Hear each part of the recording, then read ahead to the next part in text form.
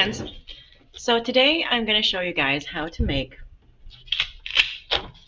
an op art drawing. Here's where we're going and here's where we're starting. Today I've categorized this in, I think I'm going to do 3 videos on it. So first one is the drawing, which is going to look like this by the end of this lesson without that little blue blurb right there. Second one, I'm going to teach you guys how to color differently with markers, because in op art stands for optical illusion, and I want you to learn how to feather the actual marker so you're not coloring flat, because we're trying to make it look like an optical illusion, right? So I'll show you that in video 2. Okay, in video 1, let's get started. Okay, what you need is a pencil, a piece of paper, and a fat Sharpie. Okay, all right, and I'm going to draw in Sharpie because it's just easier for me. If you feel super comfortable and confident, I need to tilt this down a little bit. If you feel super comfortable and confident drawing, hold on. And this is Screencastify, by the way. We're also talking about Screencastify, and I'm still learning it too. So I'm learning how to do all sorts of stuff, like edit. I added text into the next video, so that's kind of cool. I'm a little choppy on adding in videos because, you know, in Screencastify, you take your video like I'm doing right now. You can take a little other video and pop it in a box, right? That's pretty cool. And then you can add text on the side or whatever you want. For this purpose, I'll probably add text on the side because I don't know if I'm ready for the whole jumping into the video. Remember, my first game was Pong. And Bridget Riley is a perfect one to study because when I was about your age, she was famous, right? So Bridget Riley is very famous during the 60s and 70s. Okay, so let's get back to our op art Bridget Riley drawing. Step 1, put your paper. I think I'm going to put it down. I apologize, guys. I'm still learning this. I'm going to put my pen down on my camera like that. There, perfect. Okay. Okay, so you're going to put your paper up and down to start. Draw like a really gentle curve, like that. Dink. Step 1. Step 2. Let me show these. Make about 6 dots on your page. Not too close together. They don't have to be evenly spaced. In fact, I think it's better if you don't. 1, 2, 3, 4, 5, 6, but not like super duper close together either. 1, 2, 3. And my last one. Okay, like that. Okay, got it? That's step 2. Step 3. You're going to start connecting these dots with just a tiny little rainbow line like this. I love the sound of a Sharpie on a mark on paper, especially a fresh one. There's something about that sound. It's like, fresh Sharpie. All right. Then you're just going to kind of keep repeating that. And I kind of think of this like a slinky. When a slinky is closed up, the wires are a little bit closer together. So these lines are therefore a little closer together as well, especially toward the center. And this is going to be the center. We'll do it in 2 pieces and I'll show you how. Okay, so you can kind of see how we're building this out a little bit, right?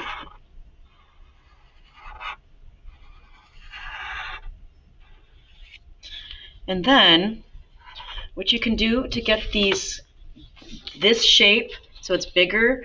So some of them are bigger, some of them are smaller. This is what you do. You choose like one of these sections to like make it larger so that it's got some kind of emphasis, right? So I think I'm going to choose this one. So what you do, remember how before I did it all in a line like a rainbow, dun, dun, dun, all the way down? This one, I'm going to pull all my lines back to that dot,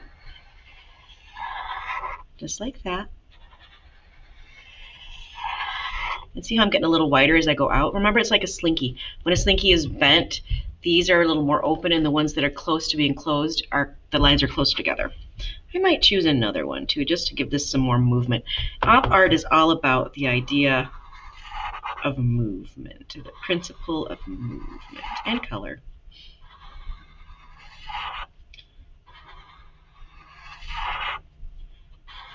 I hope you can hear that. Nothing like the sound of a juicy Sharpie. Okay, so now I've bumped these two out. They're kind of ballooned out, right? Like that bent slinky. Now I'm just going to go back and continue what I was doing before. And I'm going to kind of integrate these shapes back into the line. Like this. I think there's a way to make it fast forward in Screencastify. But I'm going to start slow with this. I'm going to take it easy. I'm not going to like go bonkers. It's nice that we all have the same thing though. And I know that there's some students that know way more about this than me. I need to take classes from you guys. You guys need to show me how to do video editing. In fact, I would like that a lot. I would like that if we did that sometime. I might sign up for TCB with you. Okay, and then just see this part's kind of got in the way, so hop over. And then I'm going to go there, and there, and there, and there. Okay, and see, I'm building this all the way off the page, but I'm always going to that center dot. Even though the dot's here, I'm still lining it to the dot, right?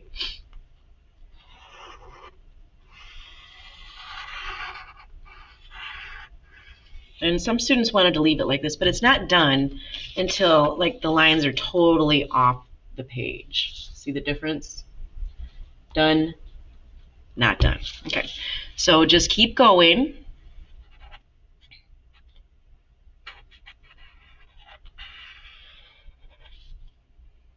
That one's an implied line because it's off the page.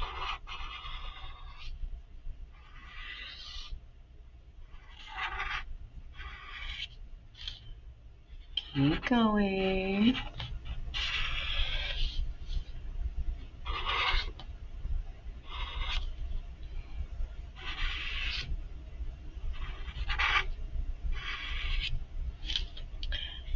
Keep going.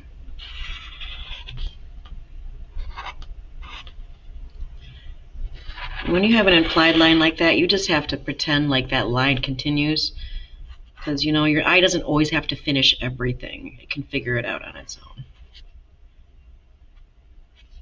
And I'm going to finish this, curving it like that. Okay, so now I have half of my page done, right? It still looks pretty cool, right? But here's what you do. Okay, so you know how this time I was drawing it like this? Maybe it'd be easier if I did it this way. These are like for you guys, what is it? Frowny or smiley? I can't tell. For me, they're a frowny, okay? And now I'm going to make a smile. I'm going to curve it this way, so it's like a gentle smile. Because it like whenever you do that, it makes it look like the slinky's turned in space. I guess if you think of these like as a bunch of slinkies and you're just kind of bending them, that's kind of what they look like to me. So now, right here at this center point, that's when everything starts to turn, right?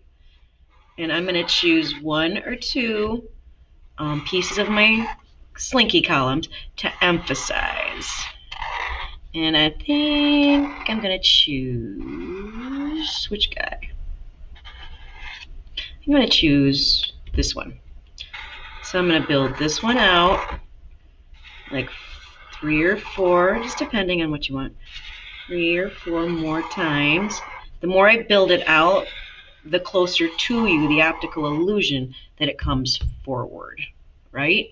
Okay, maybe I'll do the same thing to this one. I'm gonna build it out. Oopsie, sorry. It's okay.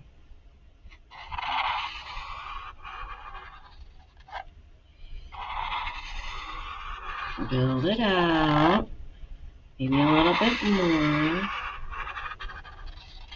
Okay, and then I'm going to go over all of these and kind of tuck them back in, right? So I start at the beginning, like over on the edge, and I kind of enfold them back into the drawing. And that's how they look, kind of like they're unified. Good word. Pull that in. Pull that up. And if you want to practice on like a piece of paper first, because I want you guys to do a nice job on this, because since I'm making videos for it, and since it's going to be like, you know, a grade, take your time on it. And that's why I'm having some students start in pencil. Oops, sorry. Some students start in pencil because if you make a boo-boo, you know, you can't erase Sharpie. Sharpie, she doesn't forgive you. She'll be like, ha ha ha, I'm Sharpie. I do not forgive. Okay, so I just put lotion on my hands, and my hand is getting all slippery. All right, so now here's the part where it gets a little tricky for kids because they like the other side, they think they're done here, which this does look kind of cool, right? But we're gonna do it all the way off the page because I like that implied line, a line that comes off your page. It pulls the viewer in, it makes the person that's looking at the artwork feel like they're inside or looking directly at this, okay? Whereas if you stop short like this, it changes the viewer's perception. Just a little trick there. Little Betty Edwards for you. All right. So, keep pulling it off your page. And one little visual trick is you can have these get a little bit wider. Okay, so that side's done. So now I have to come here. Pull it back to that center, because remember, everything goes back to that dot.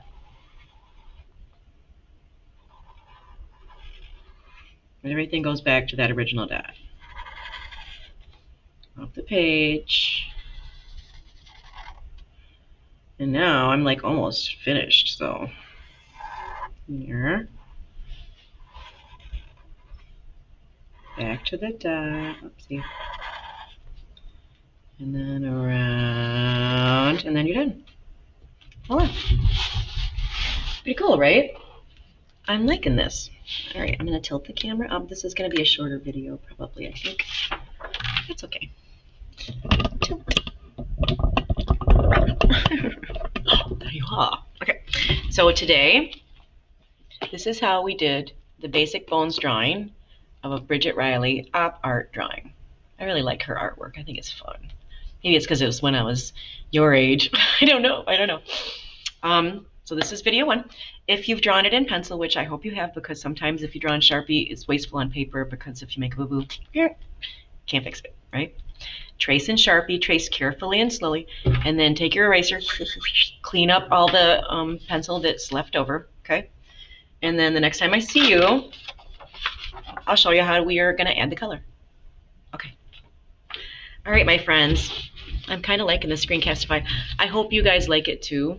I think we're going to learn it together. And sometimes that always works better anyway, because I don't know why. It just seems like it's better when teachers and students sometimes learn things together. Just a thought. Okay, remember, Screencastify, right? Bridget Riley, right? Op art, right? And I think that's it.